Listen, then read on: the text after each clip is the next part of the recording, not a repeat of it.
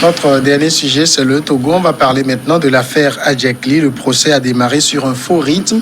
L'affaire Adjakli, on le rappelle, c'est ce qu'on appelle ici le Petrol Gate. Les révélations du journal L'Alternative qui concernent un vaste détournement qui se chiffrerait entre 400 et 500 milliards de francs CFA sur la commande des produits pétroliers. Le journal a accusé énormément les Adjakli père et fils. Ceux-ci ont porté plainte devant la justice pour diffamation. Le procès était censé démarrer hier, mais question de procédure oblige, ça n'a pas démarré. Sylvestre, pourquoi ce suspense finalement dans ce procès de l'année, comme on peut l'appeler? Suspense, peut-être que du moins c'est l'affaire à cristalliser des énergies vives. Il y a eu tellement donc de débats autour de cette affaire parce que la manne évoquée est énorme. Hein. Quand on parle de 400 500 milliards de francs CFA, c'est beaucoup.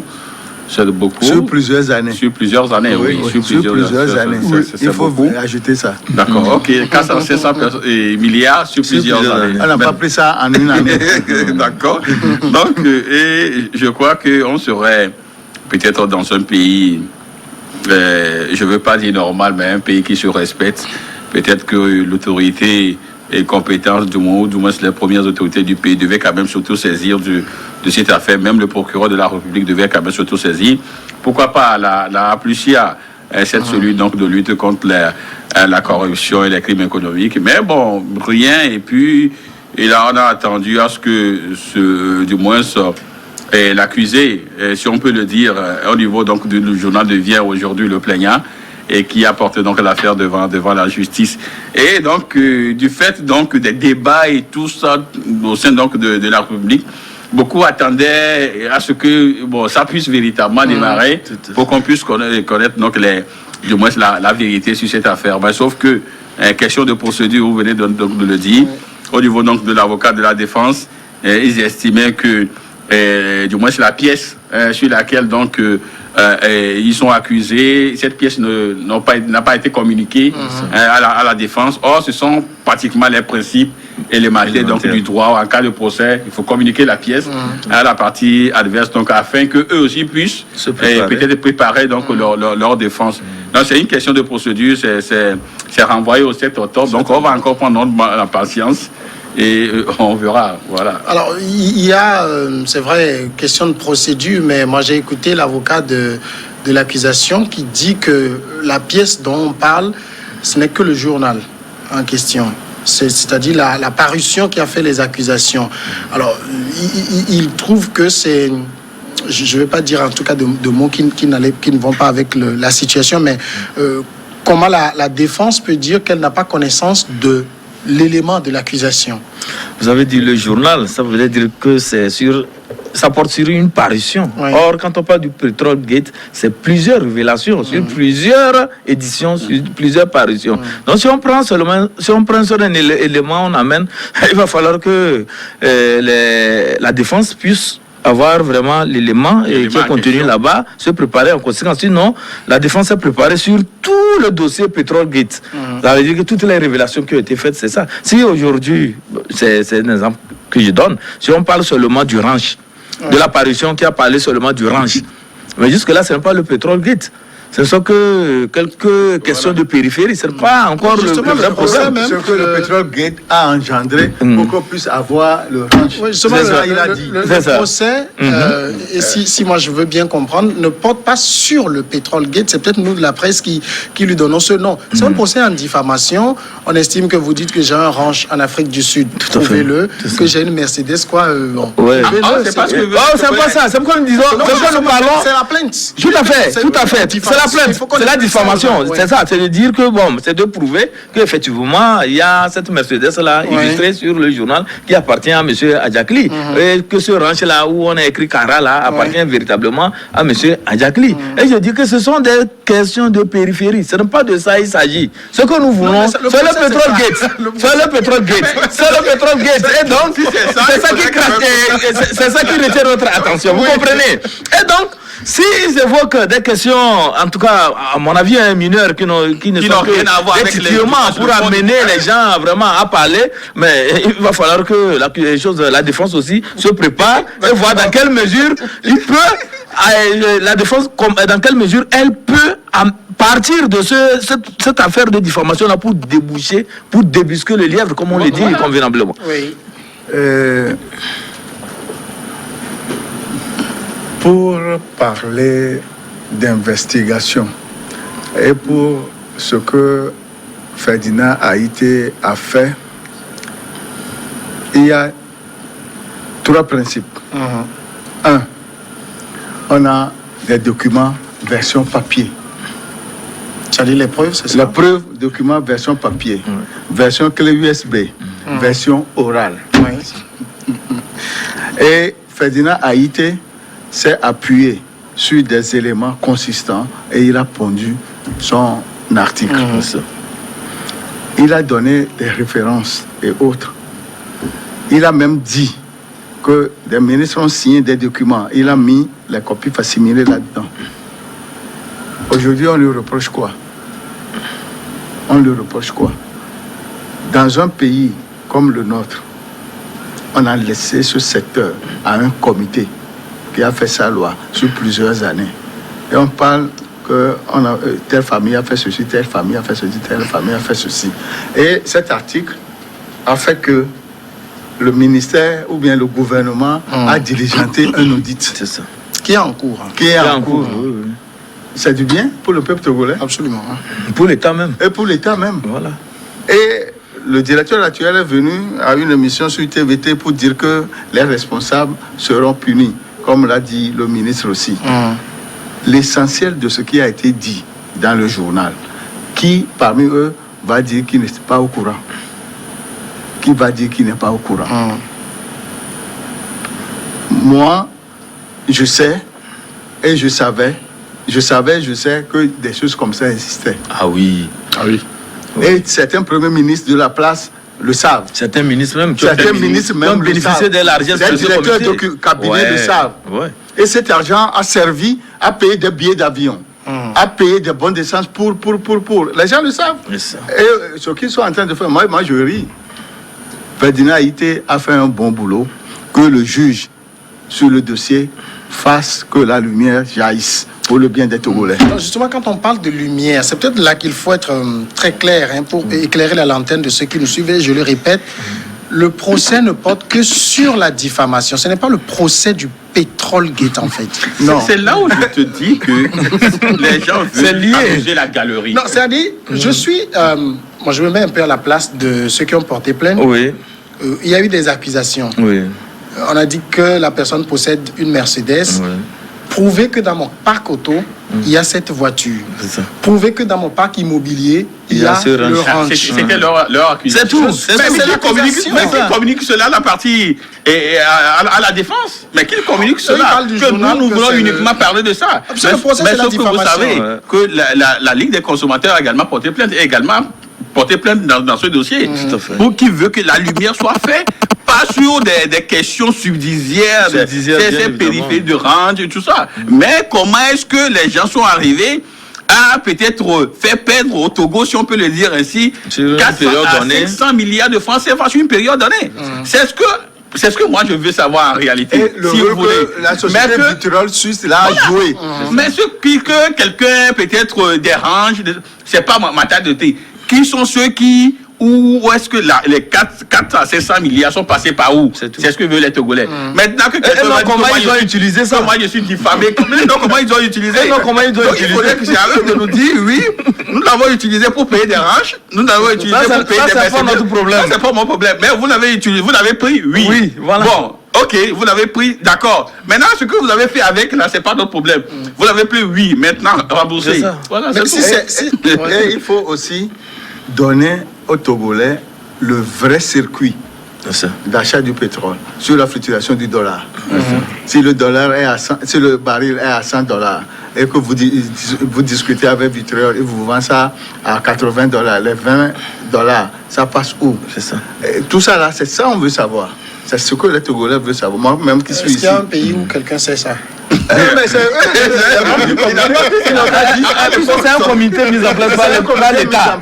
Par l'État. Donc il doit avoir la transparence, la réduction des comptes. Est-ce que finalement ce que nous sommes en train de dire, c'est-à-dire moi je veux faire la part des choses. C'est ça. Nous avons un procès qui est en cours. C'est ça.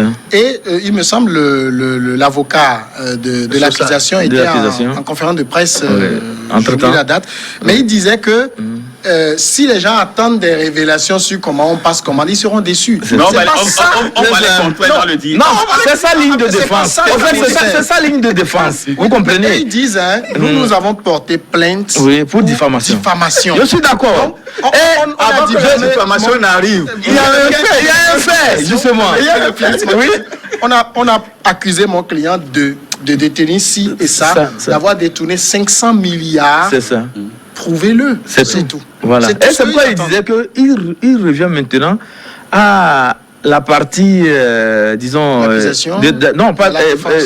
il revient maintenant à la défense d'actes subtils. Et c'est là où nous allons appeler Maître Célestin à être beaucoup plus ingénieux pour que le jour du procès, il puisse partir des 500 milliards là, vous comprenez, la diffamation qui porte sur les 500 milliards là, pour aller vers les explications de comment ces 500 milliards ont été dérobés. Ça, c'est à l'État qu'il faut poser la question. Non. Il suffit seulement que Maître Célestin Agougan organise vraiment sa défense avec des arguments bien solides. Je pense qu'il peut tourner le cours vraiment de ce procès. C'est la subtilité de l'avocat. Où on saura la vérité tout à fait, sur beaucoup de choses. Voilà. C'est d'ailleurs pourquoi il demande à ce que la pièce sur laquelle donc on les accuse lui soit communiquée pour voir ce qui est dedans et savoir comment quand même s'y prendre. Mais vous savez, cette affaire, en réalité, j'ai l'impression que au niveau de l'accusation, oui, je dis, j'ai l'impression, les gens veulent nous fatiguer, nous faire tourner autour de peau, parler d'autres choses alors que le fond du problème est là. J'ai l'impression, parce que le fait même de se fonder, d'insister sur le fait qu'il y a diffamation, il y a diffamation, d'accord, mais il y a diffamation parce que vous êtes accusé d'avoir pris ça pour faire ci. Donc, il y a d'abord, on part d'un point A pour arriver à un point B.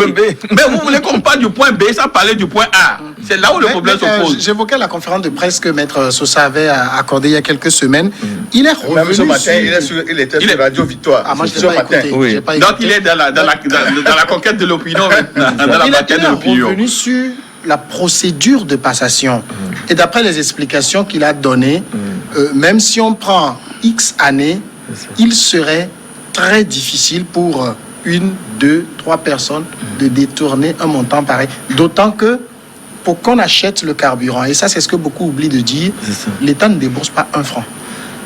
Il n'y a pas dans le budget une ligne consacrée au carburant. Ça n'existe pas. Alors finalement, comment on fait pour avoir du carburant dans le bac? Quand même. Mais comme voilà, il y a une décharge. Il y a des décharges. Il y a des décharges qui donnent la garantie de pouvoir passer la commande. Je ne refuse pas, mais je dis. Et qui donne la garantie. Le fait que le ministre signe, c'est pas l'État qui débourse l'argent. Nous sommes d'accord. Mais l'État est garant. Le ministre est un commis de l'État. Mais l'État... Jusque-là, je... Oui. Mais nous disons... Nous comprenons. Non, je te comprends ça bien. C'est pas, même si l'État ne donne pas, du moins les moyens, c'est l'État qui paie en réalité. Parce que le pétrole ne se vend pas des individus. Bien sûr. C'est ça. Donc c'est au nom de l'État togolais qui sont allés payer. Donc s'il y a problème, c'est l'État qui répond. Tout à fait. Donc en réalité, l'État a droit de regard, doit être regardant sur la manière dont les choses se font. Maintenant où on a laissé ce comité-là fonctionner comme le Vatican à Rome, c'est-à-dire... Dans le comité, il y avait des représentants des ministères. Justement, le ministère du Commerce, le ministère de l'Énergie. Et un ministre a retiré une fois la signature de M. Adjakli en question. C'est pourquoi je dis, et vous avez vu que le journal a cité tellement de noms. Oui. Ça veut dire que les gens sont mouillés, il y a beaucoup de personnes qui sont mouillées, donc du moins, par cette cellule-là.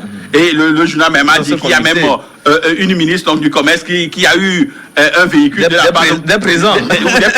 Donc ils ont eu tellement de privilèges par cette cellule-là qu'aujourd'hui l'État doit tout faire pour infiltrer, si on peut le dire. C'est un réseau qu'il faut infiltrer et savoir en réalité ce que c'est. Dans les faits, donc il faut dynamiter. Ouais. Donc, ça veut, pas. je rappelle, la cellule, le comité existe toujours. Tout à fait. Et la procédure est toujours la même. Je suis d'accord. Dans les L'État a diligenté une est-ce enquête. que ce n'est pas à l'État de constater que j'ai perdu 500 milliards et de porter plainte? Non, le journaliste, c'est quoi? C'est un lanceur d'alerte. Voilà. C'est des alertes. Il n'y a pas que- Et si l'État fait semblant de ne pas voir ce qui se passe là-bas, au moins le journaliste... Qui étaient Ah mouillés. oui, mais c'était des personnes qui Il y a étaient des mouillées. noms, il y a Et des donc, gens qui connaissent des noms.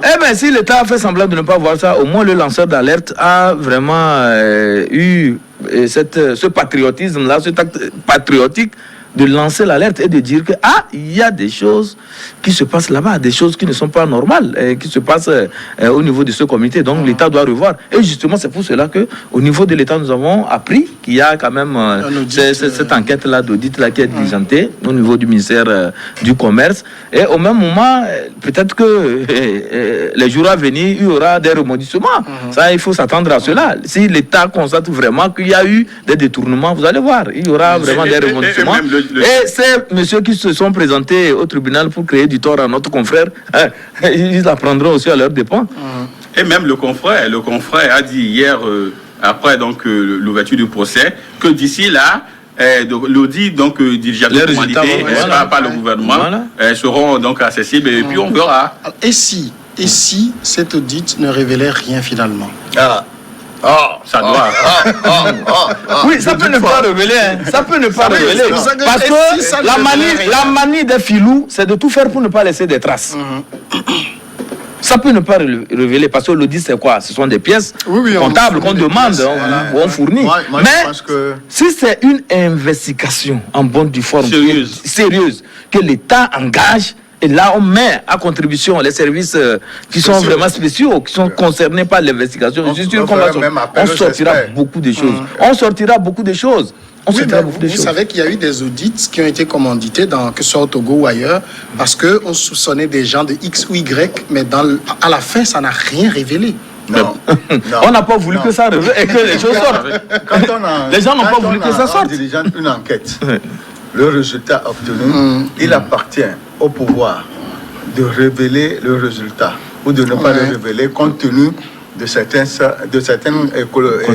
contingences ou bien de certains faits collatéraux qui vont peut-être amener du désordre. Donc, on a le résultat, ce n'est pas bien qu'on divulgue, on met dans le tiroir. Mais on sait que ceci est arrivé, ceci est arrivé, ceci est arrivé. Parce que en politique, il faut toujours prévoir que ça peut sauter d'un jour à un autre. Donc, la population, peut-être qui est dans le dénuement, la population qui attend toujours une vie meilleure et qui ne l'a pas, quand on parle de 500 milliards, cette affaire-là, tout le monde s'est dit, a été choqué. C'est ahurissant. Que ce n'est pas possible que l'État demande 400 milliards pour un développement, alors qu'il y a un groupe d'hommes qui se sont accaparés de 400 milliards, qu'on aille jusqu'au bout pour qu'on nous dise si c'est vrai ou c'est faux. Maintenant, il appartient au juge qui est sur le dossier de faire la part des choses, d'autoriser toutes les révélations pour que, comme le procès Pacha, il faut que tout soit dit pour que les Togolais soient contents. Je sais qu'en droit, au niveau des anglo-saxons, il y a certains pays qui ont la présomption de culpabilité, mais chez nous, c'est la présomption d'innocence. Mais est-ce que nous n'agissons pas envers les Adjekli comme si on était dans une procédure de présomption de culpabilité? Oui, parce que, vous savez, cette cellule a souvent fonctionné de manière, dans une opacité incroyable. C'est ça. Et les gens souvent soupçonnaient quand même cette cellule de faire un certain nombre de choses, sauf que ils n'ont pas de preuves matérielles, ils n'ont pas quand même tellement d'éléments, ne serait-ce que pour leur culpabiliser, si on peut le dire ainsi. Maintenant que un journal a pu, si on peut le dire, infiltrer le réseau et sortir des éléments, les gens se disent donc ça veut dire que ce qu'on disait, c'était en fait une réalité. Donc voilà. Et puis tout à l'heure tu disais que si à la fin il n'y a rien. Vous savez, l'État peut, à la suite donc de l'audit, voir réellement qu'il y a des détournements des crimes économiques. Mais l'État peut se taire. Parce que il y a des dossiers sensibles. Si on veut tout de suite et trop tirer sur la corde, ça risque de se casser. Donc, l'État va prendre sa responsabilité, peut-être faire des réformes en interne, faire bouger les pions, remplacer les têtes, mais ça, jamais communiquer là-dessus. Vous serez d'accord avec moi que dans ce pays, les marchés de Cara et de Lomé ont été brûlés. L'État a commandité des enquêtes. Même des experts internationaux ont été sollicités sur ce dossier-là. Mais jusqu'à aujourd'hui, on n'a pas quand même les résultats, ne sont pas accessibles au peuple togolais. Cela ne veut pas dire que il n'y a pas eu de coupables sur ces dossiers-là. Mais l'État se dit, peut-être que c'est un dossier sensible, en divulguant les noms de ceux qui sont les auteurs ou tout ça, peut-être que ça risque donc de brûler le pays. Dans ce cas, il faut être beaucoup plus sage et prendre la responsabilité et faire donc les choses en interne sans que du moins le peuple, la population ne soit au courant. On peut peut-être observer ou on peut peut-être arriver à cela sur ce dossier aussi. C'est possible que par des acrobaties juridiques ou bien par des raccourcis impropres à convaincre, le juge peut prendre un certain nombre donc de tests, de dispositions, ne serait-ce que pour clore le dossier d'une manière ou d'une autre. Sauf que ils auront des preuves matérielles, ils auront l'essentiel donc du problème, ils connaîtront l'essentiel du problème, qui peuvent également communiquer à l'État. C'est possible également. Donc, on peut avoir également ces versions-là et ce dénouement donc, de la situation, mais sauf que c'est le peuple qui sera dans ce cas encore lésé. Mais voilà. Cette présomption de culpabilité dont je parle, c'est une famille, c'est un père et son fils qui sont mis sur la sellette, c'est des êtres humains. On est supposé leur accorder le bénéfice du doute jusqu'à ce que la justice ne démontre leur culpabilité. Tout à fait. Mais c'est pas ce qui se joue là. Oui, c'est que, vous savez, quand on parle de 500 milliards, ça doit choquer tout le monde, vous comprenez? C'est ce qui fait que nous remarquons cette ferveur-là au sein de la population à vouloir connaître la vérité, à ce que vraiment les choses se normalisent au niveau du comité. Mais outre cela aussi, il y a aussi ce que nous pouvons appeler les manifestations de cette culpabilité. Quand je dis manifestation, c'est que vous voyez une famille qui vit dans une richesse vraiment insolente. Ça me rappelle une phrase que disait l'avocat à la conférence de presse. Il dit que, si je dois bien me souvenir, que le péché des Adjakli, c'est de ne savoir pas être pauvre. Ça ne date pas d'aujourd'hui, c'est pas une famille de pauvres, quoi. Oui. Non, je suis tout à fait d'accord, mais le problème c'est que quand on n'est pas pauvre, c'est qu'il faut gagner aussi honnêtement son argent. Mais quand on voit qu'il y a des raccourcis, il y a des acrobaties là qui se font sur le dos, de l'État. Oui, c'est ce que nous disons. Mais nous sommes au Togo et nous nous connaissons nous connaissons assez bien. Il y a personne qui a une mine d'or à quelque part. Il y a personne qui a un champ de diamants ou bien des puits de pétrole à quelque part pour pouvoir construire, par exemple, une maison ou bien qu'on voulait ériger en laboratoire qui a coûté près de 400 et quelques millions qu'on a abandonné. Mais quand même, l'argent, on ne peut pas aussi dépenser l'argent comme ça et se permettre des folies et à la fin on abandonne ça comme si de rien n'était. Ça voudrait dire que l'argent qu'on a utilisé même pour faire ça, peut-être que ce n'est pas de bonne source. C'est pas l'argent qu'on a acquis ou bien qu'on a gagné à la sueur de son front. Sinon, si je gagne vraiment honnêtement ma vie et que je fais du business et je trouve de l'argent, je ne vais pas me permettre des folies comme ça. Vous comprenez? Et donc, c'est vrai, ils sont riches. Personne n'envie leur richesse, mais que leur richesse là proviennent de sources vraiment assez nobles, des sources qui justifient vraiment que les gens là ont bossé et ils ont gagné honnêtement leur argent. C'est tout. C'est tout ce que nous voulons. On parle de 3 millions de barils. Si nous admettons que le coût du baril est à 100... Mais ce n'est pas le brut qu'on achète, c'est le raffiné. C'est le raffiné, je sais. Quand on achète à $100 et qu'après discussion, comment ça se dit? On l'obtient à... on l'obtient à 80. Au rabais. On l'achète à $80 et que les $20 sont mis à côté au profit de celui-là qui achète, multiplié par les 3 millions de barils, multiplié par 15 ans, 20 ans où ils sont là-bas, atteindre les 500 milliards. de francs CFA. C'est vite fait. C'est vite fait. C'est vite fait. Et c'est le cas que notre Confrère a mis dans son journal. Que des fois, c'est à 100 dollars. Mais ils achètent à 80. Des fois, c'est 80, ils achètent à 60. Et c'est ça qu'il a mis dans le journal. Et la société qui vend et celui qui prend, la société Vitro, tout ça, il a mis les trucs là dans le journal avec les preuves. Et moi, je ne vois pas pourquoi on parle de midi à 14h. Qu'on a diffamé. Parce que j'ai un véhicule. Non, c'est parce que nous disons. Il y a aller au point B, il y a un point A. Alors, il y a aussi le fait que, en tout cas, moi, j'ai entendu dire que, normalement, quand nous achetons au litre du raffiné, ça doit coûter, si je ne me trompe pas de chiffre, 155 francs. Alors, si dans les bacs, on nous le sert actuellement à 425 francs, des fois, on a acheté jusqu'à 600. Oui, 625. C'est à cause des taxes que l'État met. Alors, finalement, si on doit faire la lumière, l'État n'est pas exempt de critiques non plus. Non, si l'État met des taxes, ces taxes-là profitent donc au peuple, parce que c'est avec ces taxes-là qu'on construit les routes et autres. Donc l'État est donc dans son rôle pour l'instant.